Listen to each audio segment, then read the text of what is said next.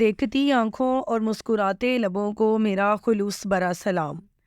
بلال پاشا کا غربت سے سی ایس ایس تک کا سفر، سی ایس ایس میں ہری نمبر پلیٹ، لال بتی، اور پھر سی او آف ملٹری کنٹینٹمنٹ بنو سے موت تک کا سفر اس ویڈیو میں انتہائی مختصر اور سادہ الفاظ میں بیان کیا جائے گا۔ بلال پاشا ایک غریب دہاڑی دار مزدور کا بیٹا تھا۔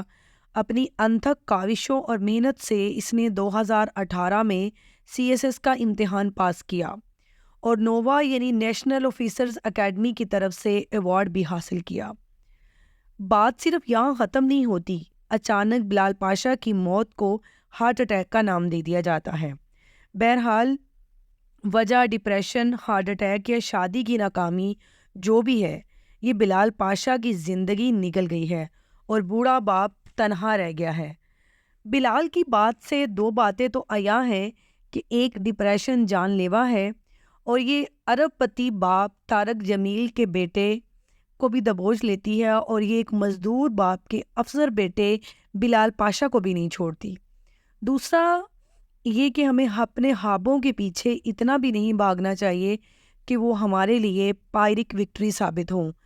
بلال 17ویں اسکیل کی عام نوکری پر ہوتا تو شاید کبھی بھی اس ڈپریشن کا شکار نہ ہوتا۔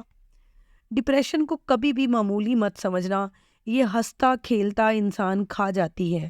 اپنے آس پاس قریب ہنستے چہروں کے پیچھے چھپے دکھ کو دیکھیں۔ انہیں مدد کی ضرورت ہے تو مدد کریں، انہیں ساتھ کی ضرورت ہے تو ساتھ دیں، انہیں دلاسے کی ضرورت ہے تو دلاسا دیں، انہیں رونے کے لیے کندھا چاہیے تو وہ بھی دیں۔ یہ ڈپریشن جوانی نہیں دیکھتا، حسن نہیں دیکھتا، وقت نہیں دیکھتا، بس انسان نگل جاتا ہے۔